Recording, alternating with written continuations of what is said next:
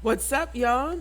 I was born and raised in New York, but in 2011, I packed my stuff and moved to Roatan, Honduras, the birthplace of my mom and dad.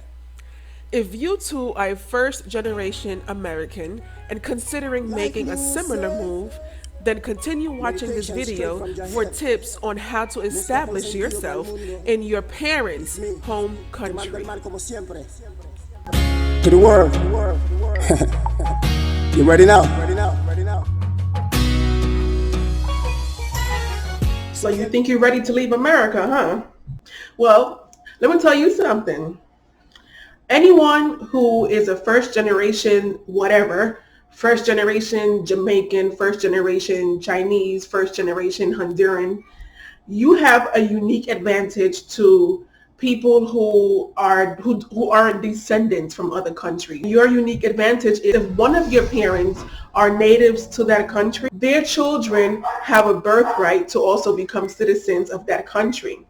So if that is your case, then please continue to watch this video because I have some awesome tips for you to take advantage of if you are thinking or you're this close to leaving the US and settling in your parents' hometown, be it permanently or part-time, or you're just thinking to explore.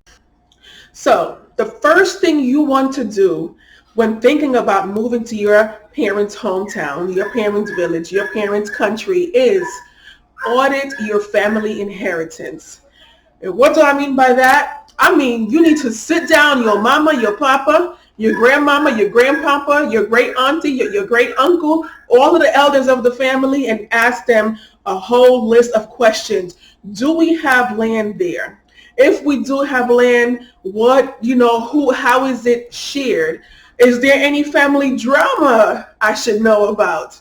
What has been some of the family's challenges or triumphs? How long has the family been away from this country or from this village? You want to find out as much information as you can about your family in their hometown. I'm a first generation Garifuna American. And our parents love us and they love their home country, but let's be honest, y'all. When most of the time when they leave their home country, they're doing it to give their children a better life. And in doing so, many times they just abandon their life back home. So a lot of times your parents might not even know this information. They might be completely disconnected. And if that's the case, you just have to keep digging. For me, it was kind of easy because my parents always came to Roatan every summer. Not one summer vacation passed where we didn't visit. So they were kind of connected. But even though we visited every summer, when I moved here in 2011, there were still so many things that my parents did not know was going on. That's actually one of the reasons why my trip was extended. Initially, when I moved in 2011, it was just to find a manager and go back to corporate America. That was my lifestyle. But after being here for 2, 3 months, 4 months, every time I was about to leave, I found out some type of crooked stuff that was going on. I remember my dad packing the barrels that we have in the basement and sending them every couple of months. So I was old enough to remember that when I moved in 2011, I was supposed to see X, Y, and Z, but we didn't see that. So just because your parents do have land or assets or you have some type of inheritance, don't depend on your parents and don't blame them. Most importantly, if they don't know what's going on, because visiting a place is completely different than living. Even though they were born and raised there, life is completely different than it was from 1960s or 70s to 2020.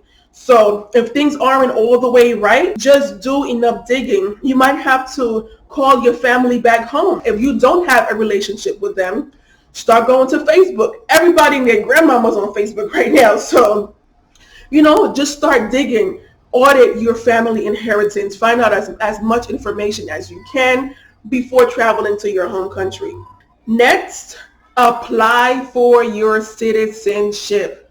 It comes with benefits, y'all. Trust me. Now, applying for citizenship in your parents' home country, you have two scenarios. Scenario number one is if your parents registered you as their child in Honduras before you were 18, you are registered in that country, which means that all you need to do is find a copy of your birth certificate. Your parents may or may not have it. If they don't have a copy of your birth certificate, you might be able to get a copy at the embassy. If your parents did not register you before you were 18, you have to register yourself. And that means for most people, getting a lawyer involved. You are going to need a copy of your U.S. birth certificate, the long form, not the short form, apostilled and certified. You're going to have to translate that document into Spanish, speaking specifically for Honduras. And if you're from another country that speaks another language, you might have to get it translated to that language too. Because remember, the reason why you need to apostille and certify these documents is because you are going to be doing a transaction overseas. And people overseas, they don't know if your document is legit just because it has a normal signature. So to prove its legitimacy, Honduras requires for your documents to be apostilled and certified. Now, once you get those documents apostilled and certified, you're going to get all these documents and you're going to apply for a Honduran birth certificate. Once you have that birth certificate in your hand, whether it was attained by your parents before you were 18 or you applied for it after 18, but once you have that in your hand, you can then apply for a cédula. Remember that word because you will hear it a lot. Cédula. So a Honduran cédula is basically the official government ID of Honduras. And it includes a number that you can compare to your social security card. Because every transaction that you do in this country as an adult, the first thing they will ask you for, being a legal citizen in another country gives you the same rights as someone who was born and raised there. And when it comes to opening businesses, especially like nonprofits, sometimes those are the requirements. If you are not a citizen, you either have to be sponsored by one or you have to marry one. So just avoid all of that runaround and get your paperwork done. If you would like me to make another video explaining how to apply for your citizenship, then leave a comment below. Next is determine your income source. Now, this is a big one because you could save up as much money as you want, but when you are moving to another country, there are so many unknown factors that you don't know how long your money is going to last. And you don't want your journey to be interrupted because you ran out of money. So do not come here depending on what you just have in your savings account. You need to do your research about what type of jobs are available in this country. And in Roatan, if you're moving here, there's only 3 industries here. You're either in education, tourism, or health. Anything else in between that is like maybe 1% of the population because there's not a variety of businesses here. Don't expect your pay to be equal or even near what you're getting paid in the United States. Also, remember that if you are not a citizen in a country, most of the time you don't have the same rights when it comes to applying for a job. If you have an online business, and that's how you're going to continue earning your income, just continue running your business online, great. Then you have to determine the type of internet speed that's available.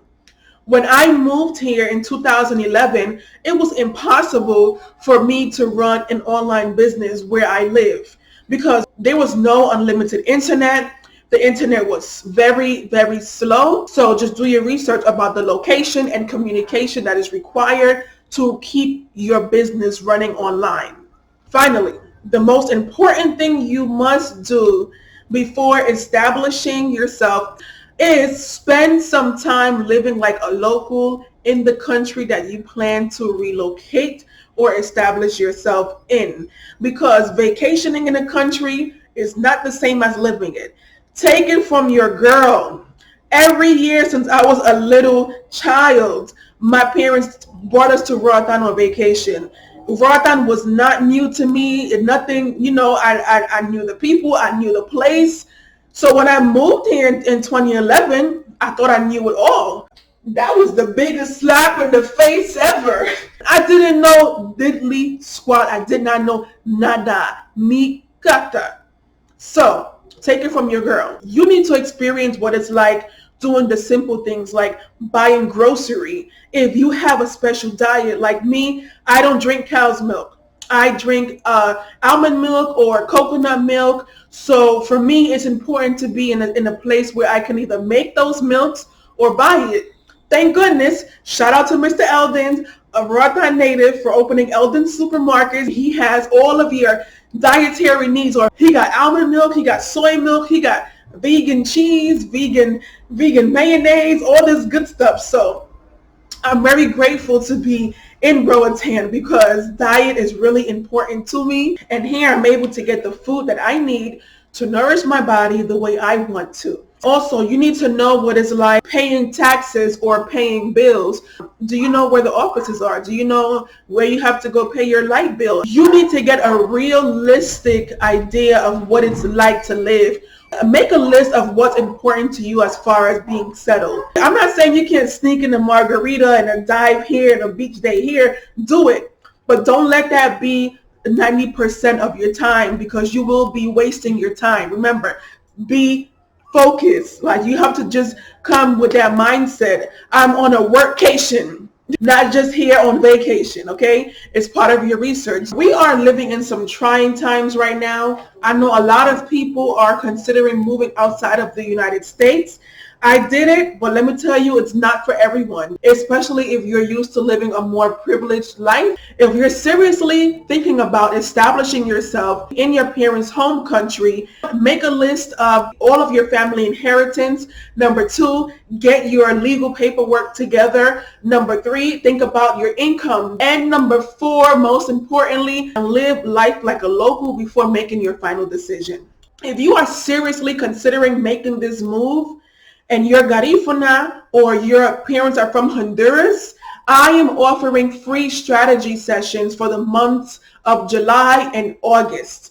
I'm going to leave the link below where you can sign up and get in contact with your girl. Even if you end up not moving to another country, there's nothing wrong with finding out more information, finding out more about what your family has in their home country. There's nothing wrong with that. If anything, you're going to come back knowing way more about yourself, being more confident about yourself, and feeling stronger. Like, take that leap of faith and go.